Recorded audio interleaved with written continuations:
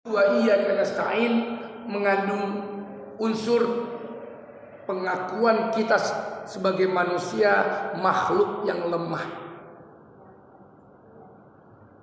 Ya, ketika kita membaca iyyaka na'budu wa iyyaka nasta'in adalah pengakuan kita sebagai manusia adalah makhluk Engkau ya Allah yang sangat amat lemah. Jadi kami butuh Engkau ya Allah. Saudara-saudaraku, Bapak Ibu sekalian terhormati Allah, kita butuh Allah apa Allah butuh kita? Ini kan pertanyaan sederhana. Kita butuh Allah apa Allah butuh kita? Maka jawaban iman harus menjawab kami butuh Allah. Maka ketika dibaca iyyaka na'budu wa iyyaka nasta'in oleh imam, atau ketika kita belajar sholat munfaridan, kita sholat sendiri membaca iyyaka na'budu wa iyyaka nasta'in, berarti wahai Allah, aku makhlukmu yang sangat butuh Engkau. Aku makhlukmu ya Allah yang sangat amat butuh Engkau.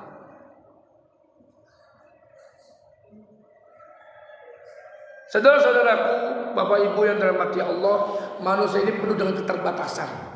Mata terbatas, telinga terbatas, mulut terbatas, badan terbatas. Tidak ada yang abadi dalam diri manusia. Saya rasa-rasa begitu Pak, sekarang baru umur 42 tahun. Kok rasa-rasanya udah banyak yang lemes. Baru umur 42, kata Mbak Ucin saya jadi 70, biasa aja. Awet muda ya Mbak. Jenengan kan dua. Iya, saya rasakan ternyata kita melemah. Dari dulu mungkin masih kekal kayak Adinda Ustadz Syakib, masih kekal gitu. Tapi sekarang sudah kesini, ya betul. Ada kelemahan kita muncul. Mata kita saya udah begini. Penuh dengan keterbatasan. Sekarang nyupir mobil 4 jam udah gemeter. Capek bener. Dulu masih muda. Jadi kita harus mengakui dulu diri kita itu sangat lemah. Kita butuh Allah. Sekarang nyupir 4 jam udah gemeter saya. Tidurnya dulu.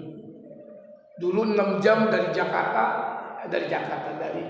Ponorogo nyupir ke Kediri nyupir ke Jombang sampai ke Suramadu, nyupir Kiai Tauhid namanya di Gontor, almarhum daripada Kiai Hasan Abdul Sahal. Saya supirin beliau ke Kediri ke Jombang ke Suramadu, bolak-balik on time, tidak jedanya sedikit makan sholat. Saya nyupir mampu, masih umur 23, masih umur 24.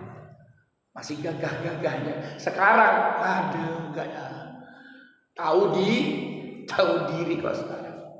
Nah, jamaah yang dirahmati Allah, kelemahan manusia itu adalah fakta. Harus diakui. Ngakulah kita itu lemah. Jangan ngaku kuat. Ingat, ada Asmaul Husna, Al-Qawiyul Aziz. Allah yang Maha Kuat dan Allah yang Maha Perkasa. Jadi kalau ada manusia ngaku kuat, hebat, tedas peluru, tedas bacok, Pak, yang harusnya tedas bacok itu Umar bin Khattab. Yang harus tedas bacok itu adalah Utsman bin Affan. Yang harusnya tedas bacok adalah siapa?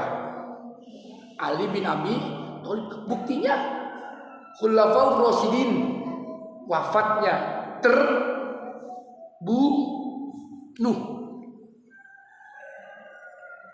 nempel sama Rasul, harusnya kebal Pak.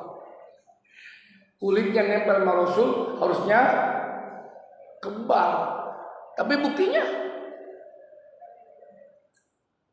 saya kuat, tembak peluru, nggak apa-apa,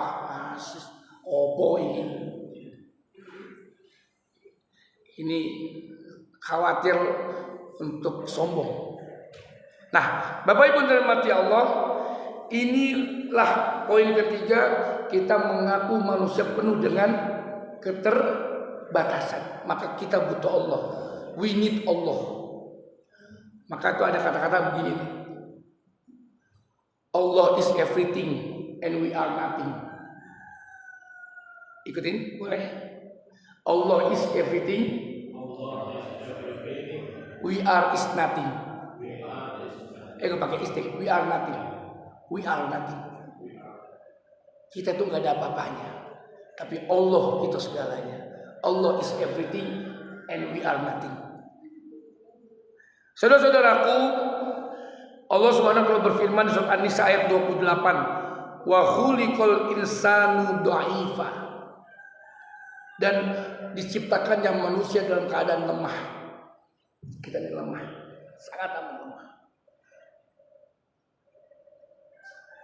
Waktu tsunami, saya kena tsunami tahun 2018, tsunami mana? Banten, saya kena tsunami. Terdorong ombak yang kurang lebih 50 sampai 100 meter. Tergulung-gulung. Ada yang ngomong tuh, Ustaz, apa yang nggak bisa ditahan ombaknya? Masya Allah. Saya bilang gini, pendekar sabuk hitam sekalipun nggak bisa menahan ombak. Saya bilang, pendekar sabuk hitam sekalipun tidak bisa menahan ombak, nggak mungkin. Allah dilawan. Ya. Namrud aja matinya gara-gara lalat. Namrud tuh mengaku Tuhan, Pak. Gagah, perkasa. Ya Allah, Allah kirimin lalat, Pak, hidup di tengkoraknya. Lalat bisa hidup di tengkorak. Mana Namrud?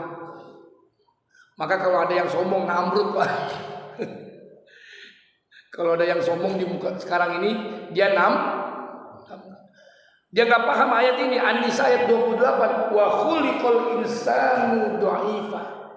Dan diciptakanlah manusia dalam keadaan lemah. Maka kita butuh Allah. Dan khawatirlah kita semuanya jatuh pada kesombongan. Khawatir, benar-benar. Ancamannya bukan ancaman duniawi, sampai ancaman ukhrawi. Tidak akan masuk surga barang siapa yang di hatinya secuil zarah kesombongan. Secuil zarah kesombongan. Baik kesombongan dalam ibadah ataupun kesombongan dalam duniawi. Apa kita pada sombongkan? Harta ente milik Allah. Kekuatan ente milik Allah. Apalagi jabatan ente pinjaman. Apalagi? Nah, Bapak Ibu dirahmati Allah, ada yang pernah bertanya itu, sombong itu apa sih? Nah, ternyata Rasulullah SAW bersabda, Pak, saya pernah nanya sama guru, lalu saya catat, beliau menyampaikan ini. Rasulullah pernah menyampaikan sombong itu adalah 2 item. Unsur kesombongan itu 2 item. Yang pertama adalah menolak kebenaran. Kalau ada kebenaran ditolak berarti dia sombong. Yang kedua apa? Yang kedua adalah, mengkerdilkan manusia. Menganggap manusia yang lainnya kecil. Saya yang besar. Saya yang paling pintar. Saya yang paling kaya. Saya yang paling kuat. Yang lainnya lemah. Yang lainnya nggak ada apa-apanya. Saya yang paling baik. Kalau bukan saya, Pak, itu masjid nggak berdiri. Wah, itu sombong tuh kan. Ya, jadi unsur kesombongan ada 2. Tadi apa? Menolak kebenaran. Yang kedua adalah mengkerdilkan manusia atau merendahkan saudaranya. Itu mah nggak ada apa-apanya, makanya kayak aneh. Waduh, itu unsur kesombongan. Kalau Rasulullah SAW di hadis yang diriwayatkan oleh Muslim. Poin yang ketiga,